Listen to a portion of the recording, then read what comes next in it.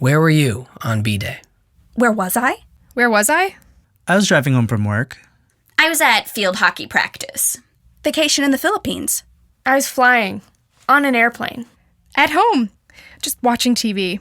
Oh, bro, I had just made the best plate of nachos ever. Where was I? Where am I now? 我当时在哪里? I was on a class trip to the Empire State Building. I remember Miss Bimpton pointing up at a dark speck floating just above the needle. She was all, "Wow, it's a superhero!" But we'd all seen superheroes before. We didn't think it was anything special. I was on my balcony. Hero watching has always been a hobby of mine. You get your common sightings of Night Warden or the Executioner, but it takes a trained eye to find the rare altar or maybe even a cortex. I was so good I could tell which hero was up there just by the shape of the dot. Which is why on B-Day I was confused. I didn't recognize the girl floating there. She looked no older than 16, and I had no idea who she was. No idea. Gave me quite a shock when she exploded. Blew up like a freaking nuke. Like, pink dust shot out of her so fast, it broke every window in Manhattan. It formed a giant, like wall and sped off in every direction, consuming everything in its path. And then it was just gone. I mean, like, just like that. I thought it was over. Like, I thought we were safe, but then I began to, change. So I was playing one-on-one with my brother. We've been playing every week for years.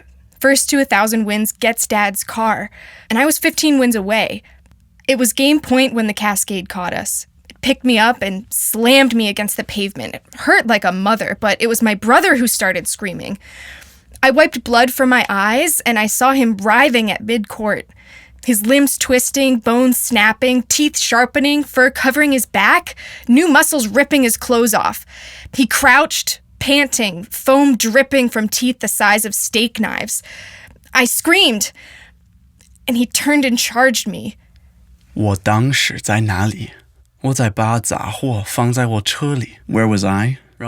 I was loading my car with groceries when that damn wave knocked my bag right out of my hands.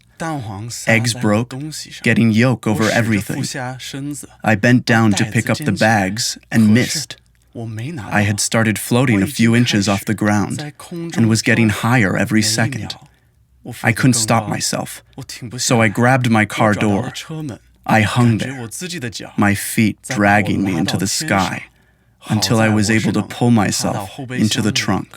I huddled there for days, eating my spilled groceries and watching thousands of flyers float up and up and up until they disappeared with a pop of light into the atmosphere. I was teaching my after-school program. The cascade smashed through the windows, filling the room and disappearing just as fast. Then the children began to scream. I tried to help, but they were changing. Each and every one.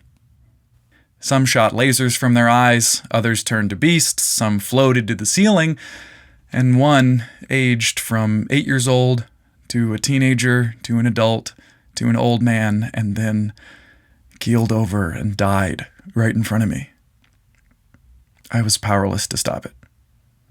I was walking home from school. We had a half day. I saw the wall of the cascade coming down the street and didn't even think to run.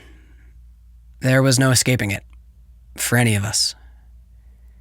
In 2 weeks, the cascade encircled the planet, and then, just as quickly as it arrived, it vanished. Most everyone felt the effects mere moments after it passed. Bodies began to change. People became lighter, then floated off the ground entirely. Others grew fur and fangs, losing their minds and humanity. Some gained strength, some speed. Some became intangible and fell straight to the Earth's core. And others faded from existence, never to be seen again. In short, over the course of 2 weeks, 99% of every human being on the planet gained a supernatural ability. It was as if the whole world stepped into a phone booth and came out a superhero. But that first day, April 6, 2004, was the beginning. It was a day that would forever be known as B-Day, Becca's Day, named for the girl who changed us all. Beca Orlofsky, a 16-year-old girl from Wooster, Ohio. Her origins are as mysterious as her death, and opinion on her is, let's say, split. Beca. Beca Orlofsky. She was a cute kid. A mass murderer. She's kind of hot. She was a monster. The second coming. A stupid little girl. She was a freaking alien, man. Whatever Beca was, she's gone now, leaving behind a world forever changed by her presence. My name is Joe Pollard, and I'm a podcaster here at the Fool's Gallery Podcast Network. You may know me from my previous shows, Power Forward and Clipped Wings, and if you are familiar with me, you know of my slight obsession with how Beca changed our world. I was 10 years old on B-Day, and remember the way it was before. On my first day of middle school, the United States officially dissolved into 7 separate territories.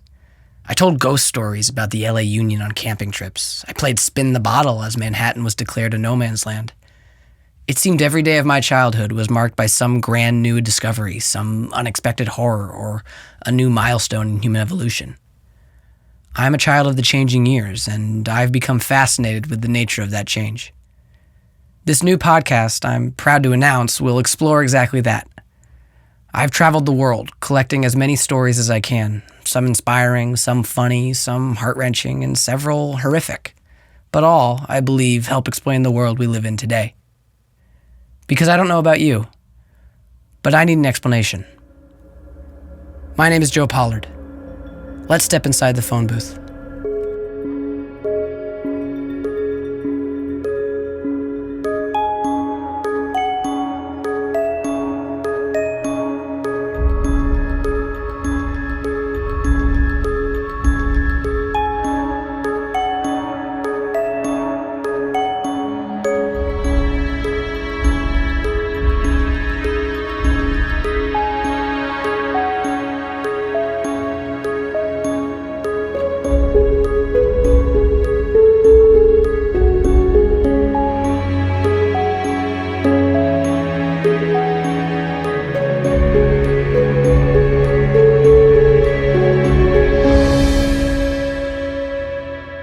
This has been The Phone Booth, a 6-part weekly podcast by the Fool's Gallery Podcast Network. Available January 6th on Apple Podcasts, Spotify, Stitcher, and SoundCloud. Check us out on Twitter, Instagram, Facebook, and our website, foolsgallery.com. We are also on Patreon at patreon.com/foolsgallery. Thanks for listening.